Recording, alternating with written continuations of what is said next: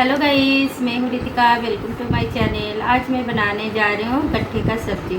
गट्ठे का सब्ज़ी बहुत कम तेल में अच्छे सॉफ्ट बन जाएगा। उसी तरीके से मैं बना के दिखाऊंगी। गट्ठे की सब्जी बनाने के लिए इधर मैंने 6 टेबलस्पून के करीब बेसन ले लिया है। आप जिस क्वांटिटी में बनाओगे आप उसी हिसाब से बेसन ले लेना। अब मैं बेसन में 2 टीस्पून के करीब रिफाइंड ऑयल डाल दे रही हूँ। आप चाहे तो घी भी डाल सकते हैं तेल की जगह। 1 टीस्पून मैं इसमें रेड चिली पाउडर डाल दूंगी। आप जिस हिसाब से तीखा खाते हैं उसी हिसाब से मिर्ची डालिएगा। 1 चुटकी हम इसमें हल्दी डाल देंगे। 1 छोटा चम्मच हम धनिया पाउडर डाल देंगे। 1 छोटा चम्मच जीरा पाउडर। आधा छोटा चम्मच के करीब मैं इसमें कस्तूरी मेथी डाल दे रही हूँ। अगर आप चाहें तो आप धनिया पाउडर की जगह साबुत धनिया भी डाल सकते हैं। 1 छोटा चम्मच मैं इसमें सौंफ डाल दे रही हूँ। अब मैं इसमें अपने स्वाद अनुसार नमक डाल दूंगी। आप जिस हिसाब से नमक खाते हैं उस हिसाब से डाल दीजिएगा।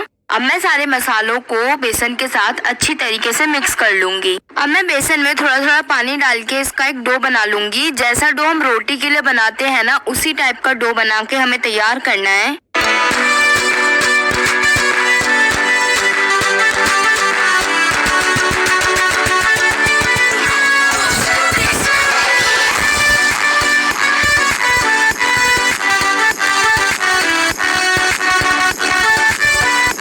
बस ये देखिए डो हमारा अच्छी तरीके से नीट हो गया है। अब मैं इसे कम से कम आधे घंटे के लिए ढक के रेस्ट में रख दूंगी। आप चाहें तो रेस्ट में नहीं भी रख सकते हैं, इसकी डायरेक्ट सब्जी भी बना सकते हैं। बस ये देखिए डो को रेस्ट में रखे हुए मेरा आधा घंटा हो गया है। अब मैं डो के छोटे छोटे बॉल्स बना लूंगी।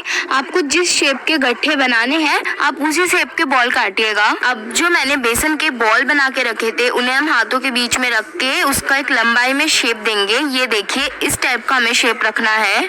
बस अब सेम प्रोसेस को फॉलो करते हुए मैं बाकी सारे बॉल्स को भी इसी शेप में बना लूंगी। बस ये देखिए सारे बॉल्स का मैंने इसी शेप में बना के तैयार कर लिया है। अब मैं इसे उबाल लूंगी। आप चाहें तो डायरेक्ट फ्राई भी कर सकते हैं, लेकिन अगर हम उबाल लेंगे तो जो गट्ठे है ना वो बाद में जाके हार्ड नहीं होगा। अब गट्ठों को उबालने के लिए मैंने कढ़ाई पे थोड़ा सा पानी डाल दिया है। मैं पानी को उबालूंगी नहीं, बस थोड़ा सा गर्म कर लूंगी। पानी को हमें ठंडा बिल्कुल भी नहीं रखना है। अगर हम पानी ठंडा रह गया और हमने गट्ठों को डाल दिया पानी में तो जो गट्ठे है ना वो चिपकने लग जाएगा कढ़ाई से और पूरे गट्ठे खराब हो जाएंगे। ये देखिए पानी में बिल्कुल हल्के हल्के बबल्स आने लग गए हैं। पानी अब अच्छी तरीके से गर्म भी हो गया है। अब जो मैंने गट्ठे बना के रखे थे बेसन के उसे मैं एक एक करके डाल दूंगी पानी में। अब मैं गट्ठों को 5 मिनट तक मीडियम आंच में पकाती रहूंगी। ये देखिए गट्ठे अब हमारे अच्छी तरीके से पक चुके हैं। पहले से गट्ठे कितने ज्यादा फूल भी गए हैं, ज्यादा टाइम लगता नहीं है गट्ठे को पकने में। अब मैं इसे पानी से निकाल लूंगी। जिस पानी में हमने गट्ठे को उबाला है ना वो पानी हमें फेंकना नहीं है। इसी पानी से हम गट्ठे की ग्रेवी भी रेडी कर लेंगे। अब मैंने एक छलनी में गट्ठों को रख दिया इसका पानी झड़ने के लिए। ये देखिए गट्ठों का पानी झड़ाने के बाद अब मैं गट्ठे के जो स्टिक्स मैंने बनाए थे ना उनको मैं छोटे छोटे शेप में काट लूंगी। आपको जिस हिसाब से गट्ठे रखने हैं आप उसी हिसाब से काटना। इधर मैंने मीडियम साइज के रखे हैं। ये देखिए सारे जो स्टिक्स थे गट्ठों के मैंने उनको छोटे छोटे शेप में काट लिया है। अब गट्ठों को फ्राई करने के लिए मैंने कढ़ाई पे 1 टेबलस्पून रिफाइंड ऑयल डाल दिया है। तेल को अच्छे से गर्म करने के बाद मैं उसमें गट्ठे डाल दूंगी और फ्राई कर लूंगी। आप चाहें तो डीप फ्राई भी कर सकते हैं गट्ठों को, लेकिन मैं बस सौटे कर रही हूँ। अब मैं गट्ठों को मीडियम आंच में 5 से 7 सेकंड तक सौटे कर लूंगी तब कि इसमें थोड़ा एक ब्राउन टाइप का कलर नहीं आ जाता। ये देखिए गट्ठों को 7 सेकंड तक मीडियम आंच में फ्राई करने के बाद गट्ठों में एक ब्राउन टाइप का कलर आ गया है और गट्ठे तो पहले से पके ही हुए थे। अब मैं गट्ठों को कढ़ाई से निकाल लूंगी। अब आप इन गट्ठों को एक प्लास्टिक कंटेनर में रख के फ्रिज में स्टोर करके भी रख सकते हैं।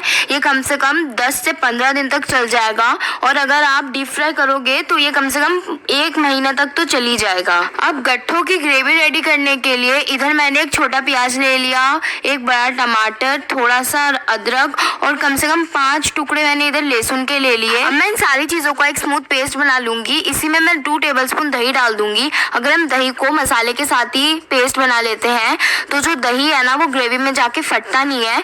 कई बार क्या होता है कि जो ग्रेवी होता है ना उसमें दही डालने से वो फट जाता है जिससे कि ग्रेवी खराब हो जाती है। अब गट्ठे की सब्जी की ग्रेवी रेडी करने के लिए मैंने कढ़ाई पे 2 टेबलस्पून के करीब रिफाइंड ऑयल डाल दिया है। आप चाहें तो घी भी डाल सकते हैं। तेल अच्छे से गर्म होने के बाद मैं उसमें 1 चुटकी चुटकी जीरा डाल दूंगी। जीरा अब चटकने लग गया है। अब मैं उसमें जो मैंने पेस्ट रेडी करके रखा था उसको डाल दूंगी। अब मैं मसाले में 1 छोटा चम्मच जीरा पाउडर डाल दूंगी, 1 छोटा चम्मच मैं इसमें धनिया पाउडर डाल दूंगी, 1 चुटकी हल्दी पाउडर और 1 छोटा चम्मच मैं इसमें रेड चिली पाउडर डाल दे रही हूँ। आप जिस हिसाब से तीखा खाते हैं उस हिसाब से डाल दीजिएगा। अब मैं सारे मसालों को ग्रेवी के साथ अच्छी तरीके से मिक्स कर लूंगी। अब मैं मसाले को तब तक पकाऊंगी जब तक कि मसाले से तेल ना छोड़ दे और मसाला अच्छी तरीके से पक ना जाए।